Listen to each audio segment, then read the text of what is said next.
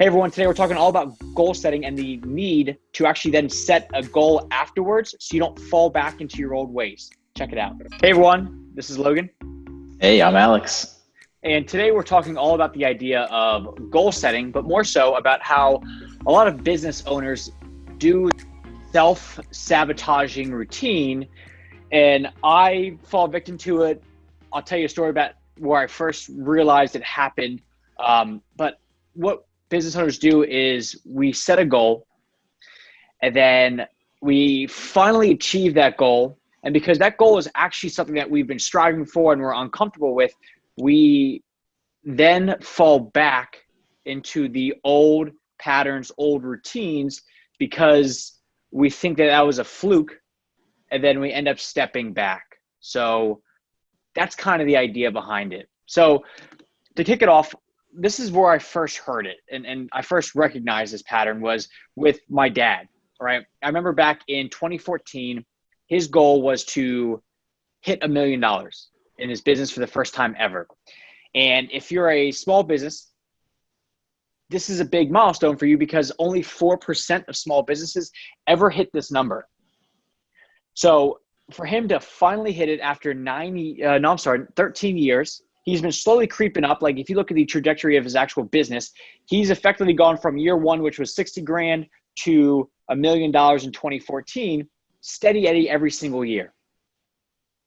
There's not been like huge jumps. There's not like, we were 800,000 in 2013 and we jumped up 25% to get to $1 million in 2014. It's steady Eddie. So just going off the math, you would think that by the next year, 1.1 would make sense. Mm-hmm. But what he said, I remember we were at it was myself, Andrew, Mike, and him, kind of like the big four people in the company at that point.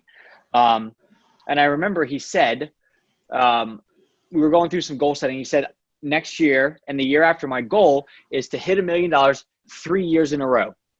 So what he did was effectively say every single year I've grown. We see it. We know it. It's steady growth. It's not like we're getting lucky. But instead of saying, okay, the goal next year is 1.1 or something higher, he said, not only do I want next year to be the same goal, I want the year after. So he's saying, I want to stunt growth, which we all sat there and we were like, that's stupid. Why would we want to stop growing? Why would we want to settle for $1 million? F that. Next year, our goal is 1.1. Mm-hmm. And the next year, we did like 1.15 or 1.2, or we beat it again. So to you, Alex, why do you think that is? Well, I mean, your dad, okay, let me ask you this. With your dad, with his company, does he have sales goals every year, like total revenue goals that he wants to hit? Or how does he set business goals, or does he, for the year? I think he does. They're not necessarily like, I know your dad and you were very, put it on a board, write it down, type of stuff. He doesn't do that. I think he has it in his head, and it's only a 3-person company. So it's not a huge, every day you walk in, there's the goal, but, yeah, he definitely has some goals. I think he knows what numbers he hits, and I think he has all the data that from last year and years prior that can tell him how many stops he's done compared to now and how much he makes on the stop. So, yeah, he does. He has goals.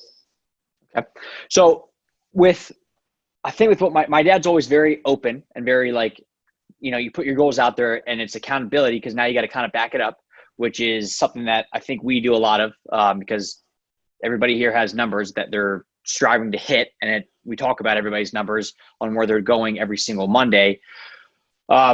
So with him, why do you think, let me ask you this, Alex, why do you think my dad said, I hit the $1 million, I want to just maintain for the next couple of years? What do you think his thought process was at that point?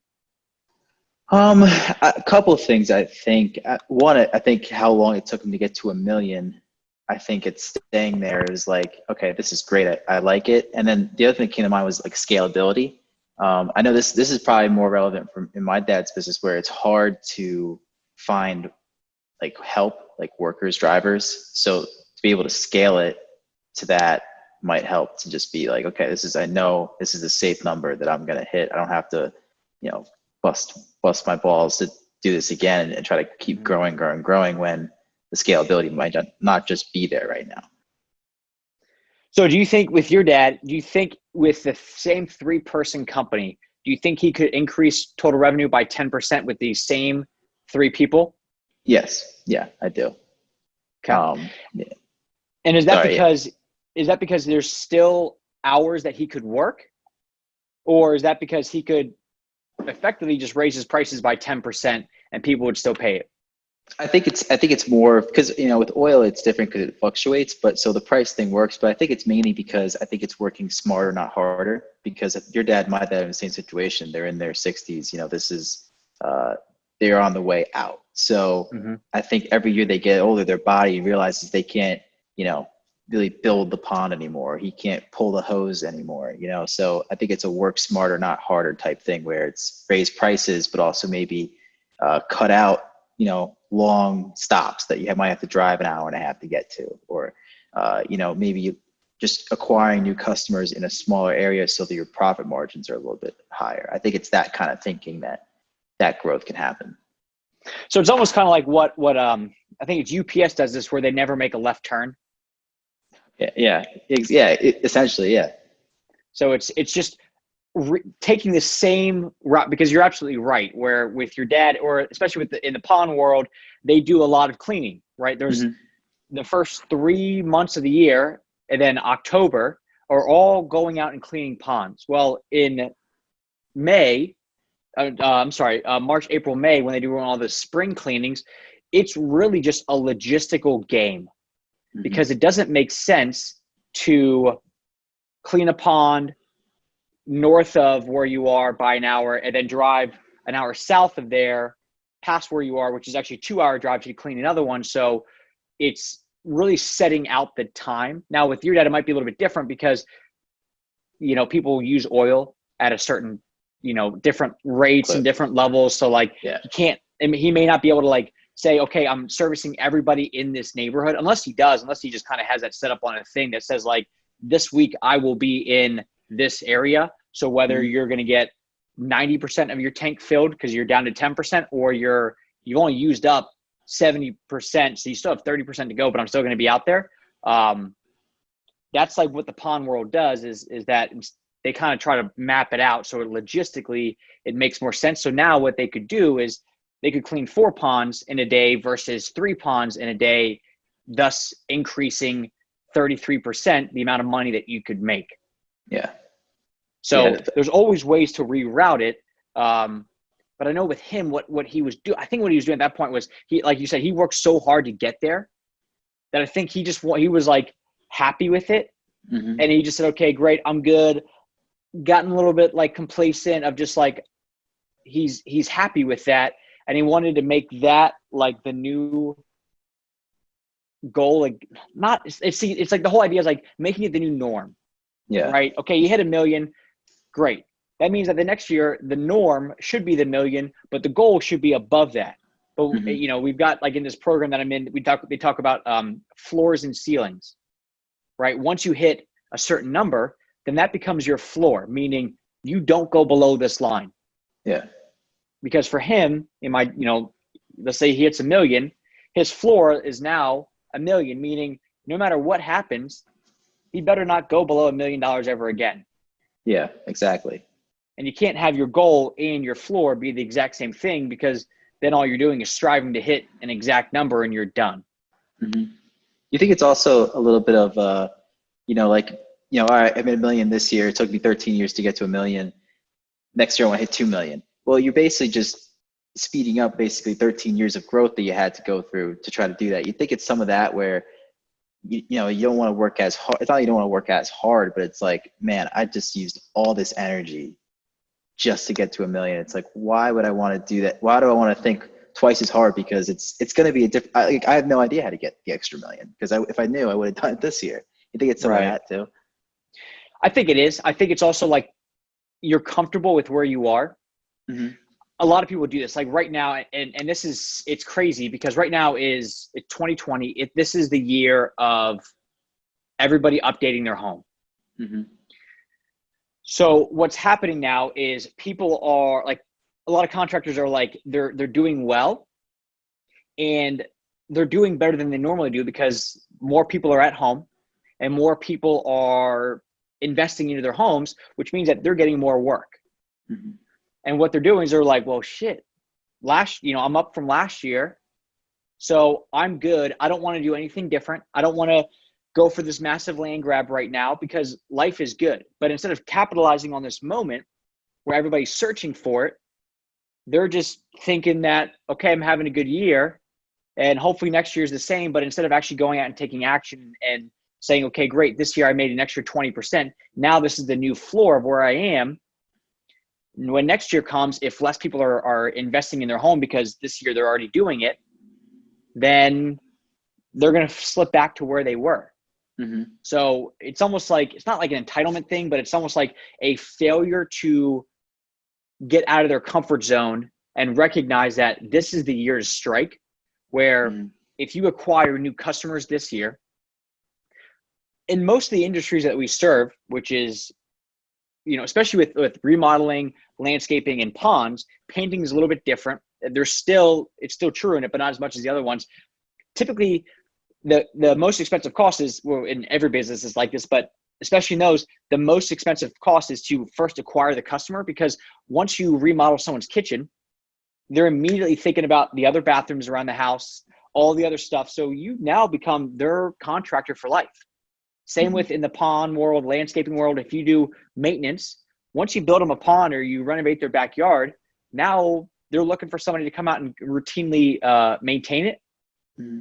So if they're looking right now and you're just kind of sitting in the back seat, letting people come to you instead of going out and acquiring new customers, then you're going to slip back next year, because those people that are actively seeking right now are going to go with your competitors. So next year, when those same clients are now looking for maintenance or ongoing services or other design build projects, well, they've already got their person, and now you're going to slip back into your old ways. So does that make sense? Because as I'm saying it, I'm like, I hope that it makes sense in my mind, but I don't know if I'm doing a good job of explaining it. Yeah, let me try to clarify if I understood you right. So basically, I'll use 2020 as a good example, because this is obviously a year for, like you said, the contractors we service couldn't even probably project this coming, that everybody was going to stay inside and this is where all that disposable income was going to go. So I think that, adjusting your goals for this year probably was, you're going to grow probably twice as much as you planned on.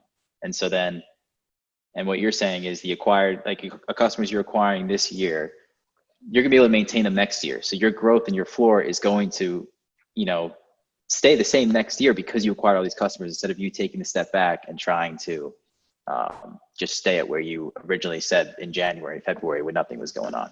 Is that correct? Exactly. Yes. Because what you're doing is this year is you are now establishing a new customer base. So let's say up until this year, you had 300 total customers. And then now, because of this year, we had a great year. Now you have 400. Well, there's actually another few hundred customers out there that are still looking for your services right now, that if you bring them on as well, or at least get the conversation going when they're actively seeking it out, then next year you're able to keep growing at this rate versus either staying the same or falling back, because business owners are uncomfortable with growth, which is crazy. They say they want growth. They talk about what growth will bring them, but they don't actually do the things that need to happen because they're naturally uncomfortable with it.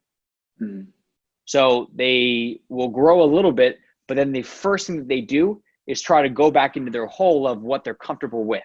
And I hear this is one person in my head, is a client of ours that, if they're listening to it right now, I'm pretty sure they know exactly who I'm talking to. But they recognize that this is the year. This is the year to capitalize on it. And they know it. And we've talked about it, that this is going to, this is what happened in 2001. When my dad started the pond business, he started September 12th, 2001. Everybody said, you're crazy. Well, guess what happened for the next year and a half after that? People were afraid to fly. So instead of going on vacation, they put their money into their homes. And my dad grew because of all that. And this is the same thing this year, where this current climate is not going away. I mean, people are getting more comfortable with flying and traveling, but you're still in for the next year. Yeah. I mean, they don't think a vaccine is going to happen and be released for at least another year at the time of this recording. So that means you have another year to capitalize on this stuff. Yeah. But what a lot of people are doing is they're already having a good year and they're already trying to find ways to, instead of capitalize on this year and springboard next year and the year after that, they're looking for ways to sabotage themselves and go, well, you know what, we're having a great year. This is awesome. But like, they're not playing in these big leagues. Yeah. Yeah. I get what you're saying. I have a mentality, a thing that I've been like living out for probably ever since COVID started, candidly. And it's like really helped is I live as if I've already achieved the next goal that I want. Meaning, let's say in business, the easiest thing to talk about is a revenue goal. If I can live and act and operate as if I've already achieved the next thing, then I'm willing to invest more into the company to grow there. So let's say, for example, like the next goal for us is $1 million company, right? If I act as if, okay, we're $1 million company already, yeah, like this is kind of a big investment, but for $1 million company, that's not that big of a deal. It allows me to kind of take some of the pressure off or the stress off that investment, which everything that we've invested to so far this year has helped us grow big time. So it's almost like it's this chicken and the egg approach of, do you invest big time to grow big, or do you somehow grow big and then you have the ability to invest? Yeah. So it's pretending like you're already there, like you've already made it. If you're a 300-pound person and you want to drop down to 200 pounds, you can't still live like a 300-pound person hoping to become 200 pounds. You have to effectively take on the identity of a 200-pound person. And once you do that, however a 200-pound person lives, if you start to live like that, you will go from 300 down to 200 pounds. Because a 200-pound person is not pounding cheeseburger after cheeseburger and laying in bed all day. Yeah. And same thing with these goals is that if you really want to grow and you really want to be this new business and this new thing, and you're having a great year this year, if you're not acting like this is the norm, where it's almost this sense of arrogance or cockiness where it's like, yeah, you know, we're $1 million company or we're going to hit $1 million this year. This is just who we are now. If you don't have that confidence and that swagger about you, you will fall back by next year. So the whole idea of this is it's getting comfortable with success and being okay with, once you hit a goal, set the next goal. And that's kind of what I'm falling victim to right now, where I'm realizing like the goal was to hit 100K in a month and we hit that. And I'm like, sick. This is great. And then what did I want to do the next month? I wanted to hit 100K again. And guess what happened? We didn't hit it. Nope. Yeah. So we got close, but we didn't hit it. Now, if I would have said, okay, great, I hit 100, next month's goal is 150 or 125 or something like that, I bet you we would have hit 100 at the minimum, because now that's the norm. But because that wasn't my mindset, I did exactly what my dad did. It screwed me. So now I'm reshifting everything to, okay, great, let's extend past that. So now even in a quote unquote off month, we're still hitting the 6-figure mark. Yeah, I absolutely love the story about your dad opening his business on September 12th, 2001, because that's kind of been my whole mindset too, growing into this whole thing, is that, a lot of people are just grateful to have a job and just grateful that, they're, still working during this stuff. And that's, obviously that's great. You should be, but that's like an excuse for complacency in my mind, and to not step out of your comfort zone. And it almost, I've taken on the motto of, why not 2020? Like, why not 2020 grow your business to heights you've never seen it before? And we're seeing it because some companies have to thrive in this, and they have. And it's almost like there's this cloud that you feel bad because you're growing and you're being successful while a lot of people are struggling. But I have to look at it half full, where don't feel bad, because you worked just as hard as all that they did, and you caught yourself in a great situation. I mean, somebody has to benefit from this. Not everybody has to be a loser this year. And if you could turn it around for yourself, why not? And that's investing like we've done at CGN, and investing in this, and we've grown. And contractors, Premier Ponds is busy, 365 right now. It's why not us? Why not? Why does everybody have to struggle? We don't. So I think it's a good motto. It's keeping me positive personally. But I think it's an easy way to set goals where it's like, why can't we do this year? Because it's like you said with one of our clients, it's, they have it, they know they have to grow, but they're kind of using the cop out that it's a tough year, and kind of being lazy in that regard. That's a spin that I didn't even think about, but it really is almost like this survivor's guilt, where I deal with that, where I talk to some other business owners, and like one person I was talking to, she owns a catering business effectively. How many events are going on right now, Alex, that need catering? Oh, I'd say a quarter of what was supposed to happen. If like, that. Yeah, at this point, maybe a quarter, but like back when like we were talking, this was like mid-May, her business was down like 95%. Oh yeah, I bet. Yeah. And I was talking, I was like, look, I feel bad. I was like, we're growing. And she's like, don't feel bad. Like, this is like, that's awesome. Like, I'm happy for you. But it really is. It's like, you're not like, I'm like uncomfortable with it because people are like, how you doing? I'm like, we're great. We're growing. We're killing it. This is like the best we've ever had by a lot. And this is the most growth we've ever had by a lot. And part of it is circumstantial, the current climate and what's going on. And part of it also is just striking iron while it's hot instead of just going, well, it's a good year. Hopefully next year's the same, instead of, and understanding that hope is not a strategy. So it's taking action, taking charge, and saying, okay, great. This is a great year, but I don't want this to be a fluke year. Yeah. I want this to be the new floor, where every year from here on out is on the way up. And I think people would also do this with weight, where they go from 300 pounds down to 200, and they step on the scale and they see 199 and they go, oh, that's amazing. I can't believe I did it. Now let me go ahead and back off a little bit because I can't believe I finally did it. And then they slowly worked away back to 300. There's no there's no maintenance. There's no maintenance because they now just, or what they do is they say, okay, now my goal is just to stay under 200. And I know it's kind of hard to like, okay, well, you can't be like, okay, I hit 199. Now my goal is like 100. Like, that's not healthy, but there's ways to do it where you can shift it, where it's like, okay, great. Now my goal is 199, but I want to change up my routine, or I want to do something differently. So you can even do that with business, where if you say, look, I only ever want, like, I want to hit $1 million and be done. Well, fine. Well, then shift your goal to saying, I want to hit $1 million, but I want to work X amount of hours.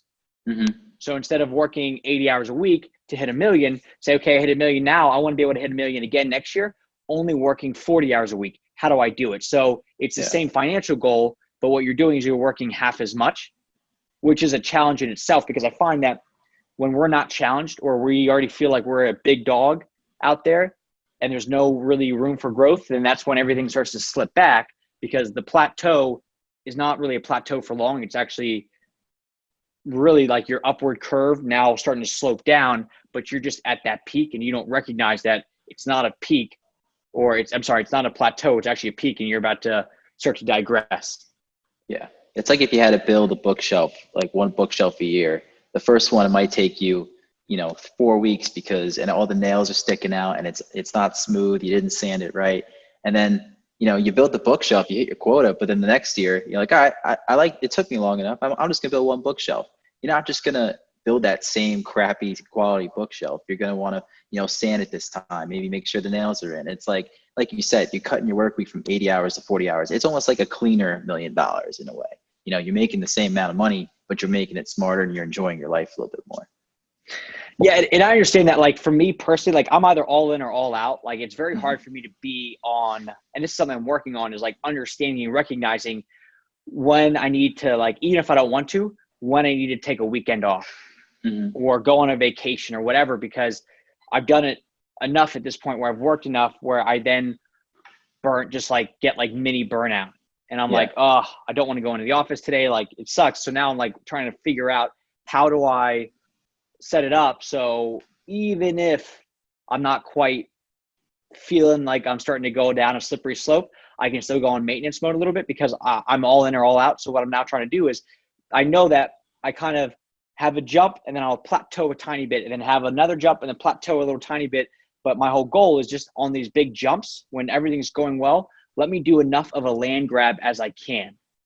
Let me make these jumps larger. So if I'm going from, let's say like just again, money wise, you know, you're going from, let's say you're growing 10% each month, right?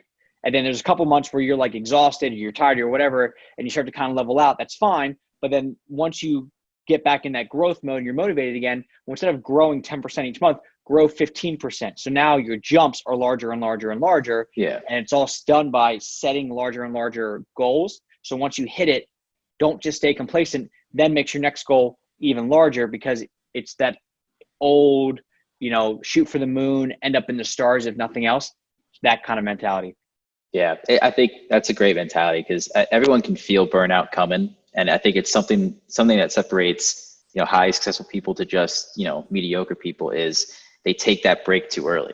You know, I think they could also take it too late and, you know, really be burnt out for a while. But I think as a person, you need to kind of push through that early stage of burnout and know, okay, let's just get to this point and then I'll, you know, take my break.